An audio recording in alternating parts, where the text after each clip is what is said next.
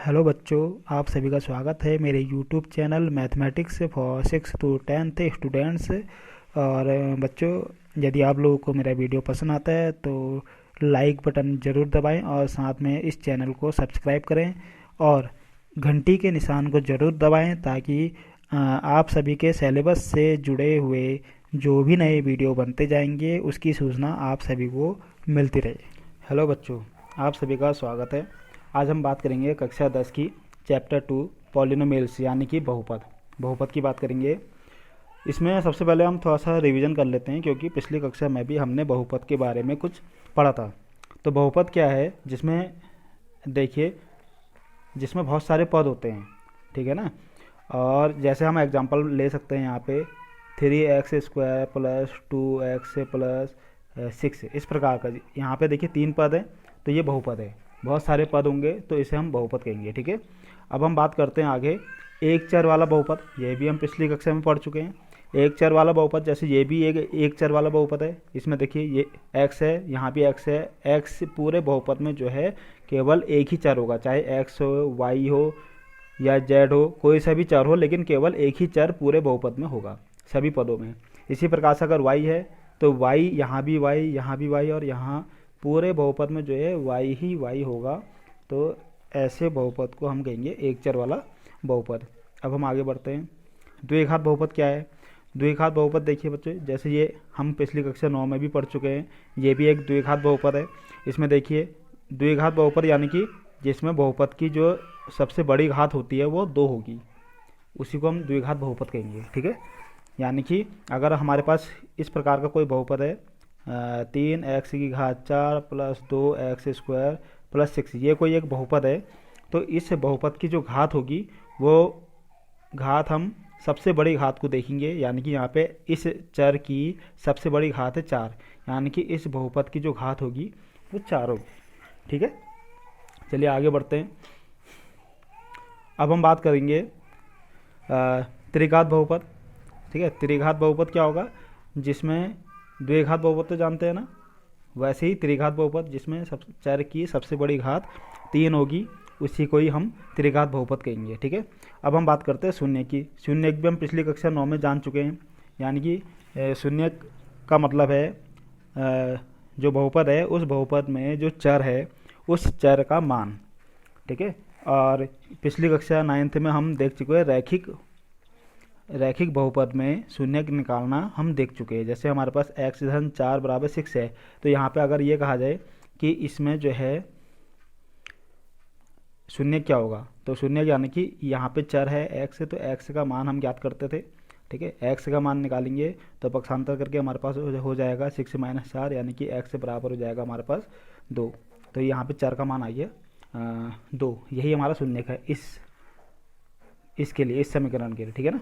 तो इसी प्रकार से अगर हमारे पास कोई बहुपद दिया हुआ है, जैसे हमारे पास x⁻3 है, इसमें अगर ये कहा जाए कि इस बहुपद में शून्य का मान निकालिए, तो यहाँ पे इसी प्रकार से हम बराबर इसको 0 मान करके पक्षांतर करेंगे तो x का मान आ जाएगा 0-3 यानी कि 3। तो यहाँ पे शून्य का मान आ गया 3। ये तो था रैखिक बहुपद जो हम पिछली कक्षा में देख चुके हैं। अब हमारे पास है द्विघात बहुपद भी है, त्रिघात बहुपद भी है, ठीक है। तो द्विघात बहुपद में क्या होगा?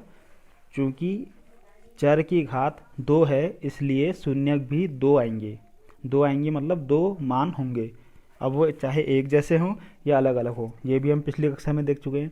इसी प्रकार से त्रिघात बहुपद में यदि शून्यक निकालने को कहा जाए तो त्रिघात बहुपद में शून्यक चूँकि घात 3 है इसलिए शून्यक भी 3 होंगे। समझ में आ रहा सभी के? चलिए आगे बढ़ते हैं। अब हमें देखना है कि रैखिक बहुपद का निरूपण, ग्राफीय निरूपण, ठीक है, आलेखी या फिर ग्राफीय निरूपण। तो रैखिक बहुपद का आलेखी निरूपण हम कक्षा 9th में देख चुके हैं। हमें जो है क्या करना होता था कि x अक्ष और y अक्ष बनानी होती थी, ठीक है। ये हमारा जो है मूल बिंदु होता था जिसके निर्देशांक 0,0 होते थे। यहाँ पे हम 1-1 सेंटीमीटर पर जो है धनात्मक संख्या और 1-1 सेंटीमीटर पे ऋणात्मक संख्या लिखते थे। इसी प्रकार से ऊपर को धनात्मक संख्या और नीचे को ऋणात्मक संख्या, ठीक है ना। तो इस प्रकार से लिखने के बाद हम क्या करते थे कि जिस रैखिक समीकरण का निरूपण करना है उसके हमें 2 बिंदु निकालने होते थे, ठीक है ना।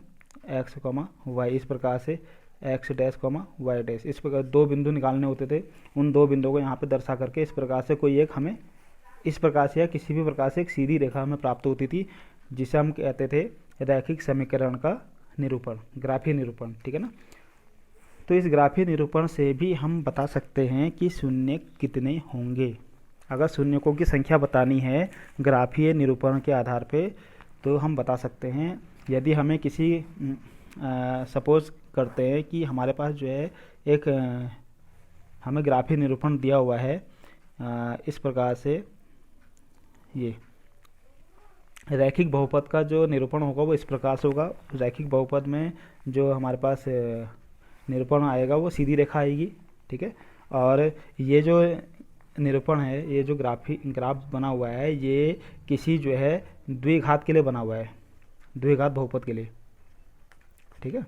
द्विघात बहुपद के लिए है क्योंकि ये कर्व आया हुआ है ना, कर्व परवलय, तो ये जो है हमारा द्विघात बहुपद के लिए। अब हमें अगर बताना है कि शून्यकों की संख्या कितनी होगी, जैसे यहाँ देखिए इस वाले में अगर हम देखते हैं कि शून्यकों की संख्या क्या होगी, तो ये रैखिक समीकरण जो है वो हमारी एक्स अक्ष को, एक्स अक्ष जानते हैं ना, ये निरूपण वाले जो रेखा है, निरूपण जो कि हमने जिसका किया है बहुपद का, यह बहुपद हमारा जो है एक्स अक्ष को कितनी जगह पे काट रहा है, एक ही जगह पे काट रहा है, उसके बाद फिर आगे निकल जाता है। ठीक है ना।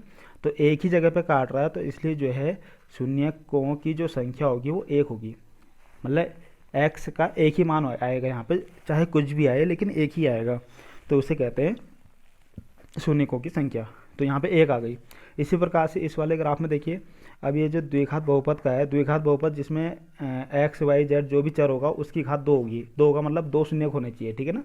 तो ये देखिए द्विघात बहुपद है, तो ये देखिए ये एक्स को कितनी स्थान पे काट रहा है, एक तो यहाँ पे काट रहा है। ठीक है। और आगे को बढ़ाते रहेंगे तो एक्स को फिर कहाँ काटेगा, ये वाई है बच्चों, इसे नहीं, इसे हमने देखना ही नहीं है, हमें देखना है कि एक्स को कितनी जगह पे काट रहा है। एक यहाँ पे काट रहा है, फिर हम आगे बढ़ेंगे तो एक यहाँ पे काट रहा है। ठीक है। तो 2 स्थानों पर एक्स को काटा जा रहा है इस वक्र के द्वारा।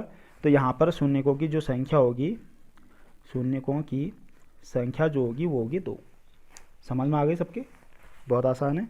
तो इसी प्रकार से अभी तो मैंने ये बताया कि द्विघात बहुपद के लिए निरूपण है, तब हम समझ गए थे पहले कि यहाँ पे शून्यकों की संख्या 2 होगी, लेकिन कई जगह पे हमें सिर्फ चित्र मिलेगा और उसमें कुछ भी नहीं लिखा होगा, तो हमें बताना होगा कि शून्यकों की संख्या कितनी है। जैसे एक और एग्जाम्पल देख लेते हैं।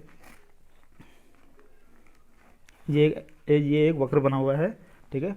अब देखते हैं कि एक्स अक्ष को कितने स्थान पे काट रहा है। ठीक है। तो देखिए एक्स को कितने स्थान पे काट रहा है, 1, फिर आया एक्स को काटा यहाँ पे 2, और फिर यहाँ पे एक्स को काटा 3, तो यहाँ पे शून्य हो जाएंगे हमारे पास 3। समझ में आ गया सभी के। इसी प्रकार से चौथा हम देख सकते हैं, एक और एग्जांपल देख लेते हैं। ठीक है। तो इसमें देखिए कि एक वक्र इस प्रकार से गुजर गया,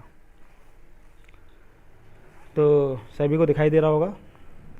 तो ज़रा बताइए कि इस वक्र में शून्य कितने होंगे। सोचिए ये वक्र एक्स को कितने स्थान पर काट रहा है, जरा देखिए ठीक से देखिए, एक्स को कहाँ पे काट रहा है, कहाँ काट रहा है, एक्स को काट रहा है, कहाँ काट रहा है, बताइए कितने शून्य होंगे। आया किसी के दिमाग में? वेरी गुड, जितनों के दिमाग में आ गया है बहुत अच्छी बात है। इसमें शून्य होंगे 0, क्योंकि ये कहीं भी नहीं काट रहा है, देखो छू भी नहीं रहा है, उससे अलग है। अगर वक्र इस प्रकार से होता ये, तो ये यहाँ पे छू रहा है, तो ये एक स्थान पे काट रहा है, समझ गए, एक स्थान पे छू रहा है ना, तो यहाँ पे तो 1 होंगे, लेकिन यहाँ पे जो है चूंकि इसको छू ही नहीं रहा है एक्स अक्ष को, तो यहाँ पे होंगे 0। तो आज की जो प्रश्नावली हमारे पास है, ठीक है, जो प्रश्नावली है हमारे पास 2.1, उसको आप सभी ने इसी प्रकार से देखना है कि उसमें हमारे पास जो चित्र बने हुए हैं, कोई बहुपद है px, y बराबर px कोई बहुपद है।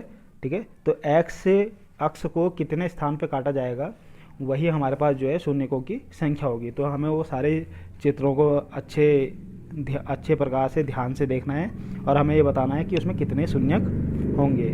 ठीक है बच्चों, तो आज के लिए इतना ही। धन्यवाद।